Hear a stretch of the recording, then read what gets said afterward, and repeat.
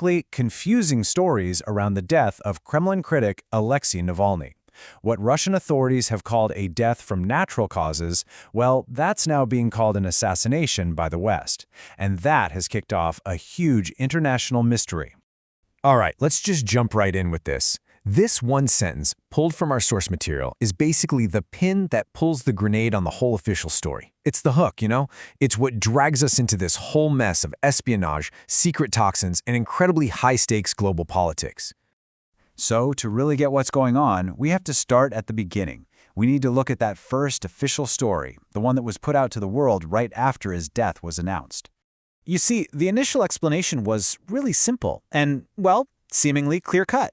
The story goes that Navalny felt unwell after a walk, he lost consciousness, and they couldn't revive him. The official cause of death? Natural causes. The implication was a medical event, something like a heart attack. But then, just recently, a totally different story started to surface, this one coming from Western intelligence agencies. And this new account, it doesn't just question the official cause of death. No, it completely rewrites the entire narrative. And this is exactly where things get intense. As you can see, on one side we have a tragic but natural death. On the other, a targeted political assassination. I mean, there is absolutely zero overlap between these two versions of what happened. They are worlds apart. So you're probably thinking, a claim that big needs some serious evidence, right? So what is this new allegation actually based on? It's a pretty extraordinary claim, and it all centers on a very, very specific and unusual alleged weapon. Let's break it down. Yeah, we're not talking about your everyday poison here. According to the UK and its allies, the substance was a super rare toxin that comes from South American frogs. Now, what makes it a perfect assassination tool are its key properties. It's incredibly powerful, it works fast, and, here's the kicker, it is notoriously difficult to find in a standard toxicology test after death. And that brings us to the million-dollar question, doesn't it?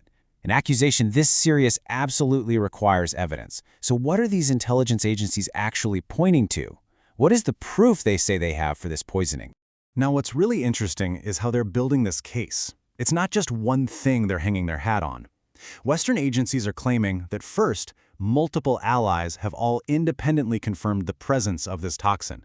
Second, the traces of it were found in some reports. And third, that Navalny's symptoms just don't line up with a heart attack, but they do match this kind of poison.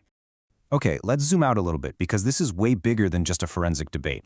This is spilling out onto the world stage, and it's fast becoming a massive geopolitical issue. This is not just a disagreement anymore, it's a direct challenge. And this accusation just immediately cranked up diplomatic tensions.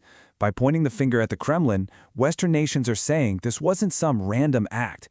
They're alleging it was a deliberate execution ordered from the very top, which turns this whole thing from a forensic dispute into a major international confrontation.